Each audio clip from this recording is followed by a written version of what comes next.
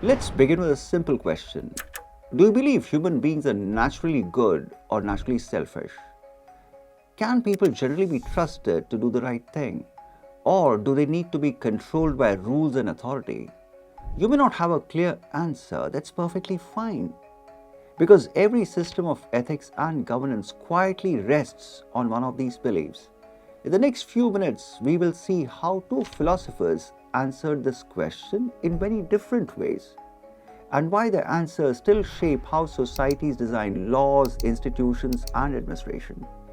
More than 3 centuries ago, Thomas Hobbes offered one answer. He argued that without authority, human life would become solitary, poor, nasty, brutish, and short. A century later, Rousseau responded very differently. Man is born free, and everywhere he is in chains. Two codes, two beliefs about human nature, and beneath many debates about ethics, governance, and public administration, these two beliefs quietly continue to compete.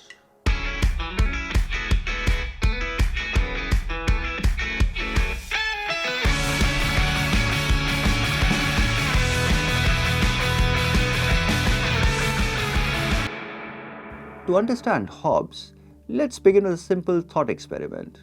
Imagine a world with no government, no law, and no authority capable of enforcing rules. Everyone is free to do whatever they believe is necessary to survive. At first, this may sound like freedom, but Hobbes argues it quickly becomes something else. Human beings are roughly equal in strength and intelligence. No one is strong enough to dominate everyone else, or no one is weak enough to feel completely safe. This equality produces competition. Competition produces fear, and fear pushes people to secure themselves before anyone else can threaten them. In such a world, even ordinary things become uncertain. You cannot trust promises, you cannot rely on protection, you cannot assume tomorrow will be safe. This is why Hobbes describes life in a state of nature as solitary, poor, nasty, brutish, and short. Hobbes is not saying that humans are demons. His claim is more unsettling. When survival is uncertain, self-preservation becomes a dominant motive. People seek safety before morality. But Hobbes does not believe humans are driven only by fear. He also believes humans are rational, and reason teaches something important. Peace is better than permanent insecurity. Rational individuals therefore recognize that cooperation and order serve their long-term interest. This leads to Hobbes' central idea, the social contract. Individuals agree to give up some freedom in exchange for a common authority capable of maintaining peace. Justice, fairness, and stable moral rules become possible only after such authority exists. In Hobbes' framework, order is the precondition of ethics. Without security, morality cannot survive. Once we understand Hobbes' view of human nature, many features of modern governance begin to make sense. Administrative systems are rarely designed for ideal behavior. They are designed for the fact that human behavior is not always reliable. This is why governance relies so heavily on rules, procedures, audits, and penalties. From a Hobbesian perspective, these are not signs of cynicism, they are rational safeguards. In governance, discretion is limited because discretion can be abused. Power is divided because concentrated authority invites misuse. Actions are documented because memory and intention cannot be relied upon alone. Even ethical safeguards follow this logic. Conflict of interest rules do not exist because officials are immoral. They exist because temptation is normal. Transparency mechanisms do not exist because everyone is dishonest. They exist because accountability reduces suspicion and fear. In this sense, Hobbes is present everywhere in modern administration, in constitutional checks and balances, in audit systems, in service rules, in deterrent punishment. The underlying assumption is simple. Institutions must not depend on moral excellence. Because when systems rely only on personal virtue, a single failure can collapse public trust. Hobbes' lesson for governance is therefore clear. Ethical administration begins not with ideal character, but with structures that prevent the worst outcomes when human judgment fails.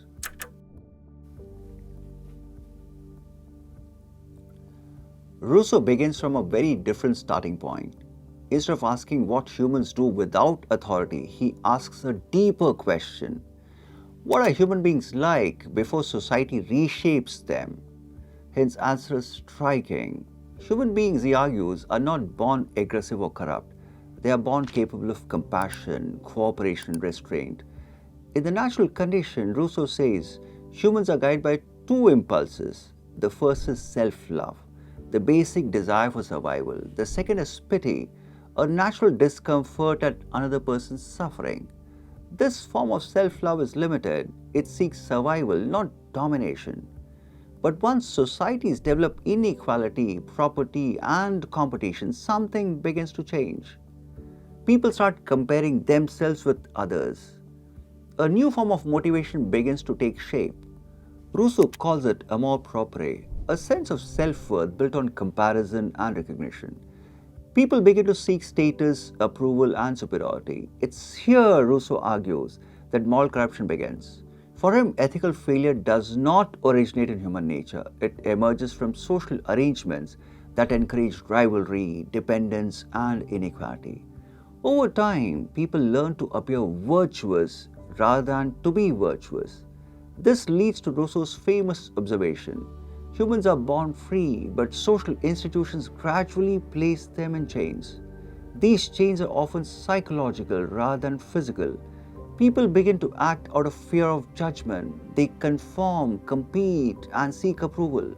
The ethical implication is profound. If corruption is socially produced, the moral renewal requires reforming institutions, not merely restraining individuals. Ethics, in this view, must grow from trust, participation, and dignity. If Rousseau is right about human nature, then governance cannot be designed only to restrain behavior. It must also enable moral capacity. From Rousseau's perspective, institutions are not neutral frameworks. They actively shape how people think, feel, and act. When Hobbes asks how systems can survive human weakness, Rousseau asks a different question. How might institutions themselves produce moral failure?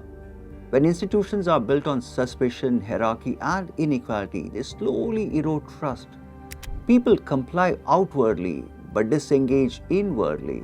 They follow rules but lose a sense of moral ownership. This is why Rousseau places such emphasis on participation. When individuals have a voice in decisions that affect them, they do not merely obey laws, they begin to identify with them. Governance in this view should reduce dependence and domination, not reinforce them. This has direct institutional implications. Rules should not only constrain misuse, they also should signal fairness. Authority should not only command compliance, it must also earn legitimacy. The underlying assumption here is very different from Hobbes. If institutions consistently treat people as untrustworthy, people may gradually become so. But when institutions cultivate autonomy, dignity, and participation, moral capacities have room to grow. Rousseau's lesson for governance is therefore clear. Ethical administration cannot rely on control alone. It must also create conditions in which citizens and officials can act responsibly without constant fear of punishment. At this point, the contrast should be clear. Hobbes and Rousseau are not arguing about policy details. They are arguing about what governance must assume about human nature. Hobbes begins with vulnerability. He assumes that self-interest is persistent, fear is powerful, moral behavior is unreliable under pressure. So governance for Hobbes must control first. Rules, penalties, and constraints are not secondary. They are foundational. Rousseau begins elsewhere. He assumes that humans possess moral capacity. Compassion is natural. Corruption arises from social arrangements. So governance for Rousseau must cultivate first. Participation, legitimacy, and dignity are not optional. They are essential for ethical behavior to survive. This creates a central tension in ethics and administration. Too much Hobbes and governance becomes rigid. People comply but disengage morally. Too much Rousseau, governance becomes fragile. Systems fail when trust is misplaced. This is why the question is not which philosopher is right. The real question is what kind of problem are we dealing with? When the risk of misuse is high, Hobbes' logic becomes unavoidable. When trust is eroding and legitimacy is weak, Rousseau's insight becomes indispensable. Ethical governance, therefore, does not choose between them. It balances control and trust, constraint and cultivation, order and moral agency. That balance is what GS Paper 4 is quietly testing. Up to now, we have treated Hobbes and Rousseau as thinkers. But in GS4 ethics paper, you have to learn to treat them as analytical tools. The examiner is not asking what did Hobbes and Rousseau say. The examiner is asking how do you diagnose an ethical problem and justify your solution. This is where these two frameworks matter. When a case study involves misuse of power, corruption, conflict of interest, regulatory failure, the Hobbesian lens becomes relevant. You can argue that individual virtue is insufficient. Stronger rules, oversight, and deterrence are required. Institutional design must assume vulnerability. Here, control is not cynicism, it's ethical realism. But when a case study involves trust deficit, poor service delivery, disengaged citizens, compliance without commitment, the Rousseau lens becomes important. You can argue that excessive control may be part of the problem. Lack of participation erodes moral ownership. Ethical behavior requires legitimacy and dignity. Here, reform is not softness, it's moral reconstruction. High scoring answers do one more thing. They don't stop at one lens. They recognize that Hobbes explains why restraint is necessary. Rousseau explains why restraint alone is insufficient. A mature answer shows balance. For example, in your answers, you should be writing something like this. While institutional safeguards are essential to manage self-interest, long-term ethical governance also depends on cultivating trust and moral agency. That sentence alone signals conceptual depth, ethical maturity, and GS4 readiness. That's what the examiner rewards. Behind every system of governance lies an assumption about human nature. If we assume that people cannot be trusted, institutions will rely on control, rules, and punishment. If we assume that people are capable of responsibility, institutions must also make room for trust and participation. Hobbes reminds us why systems cannot depend on virtue alone.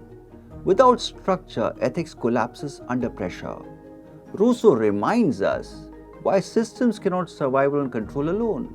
Without trust, ethics becomes mere compliance. Ethical governance requires both institutions that restrain the misuse of power and institutions that build trust. So long, happy learning.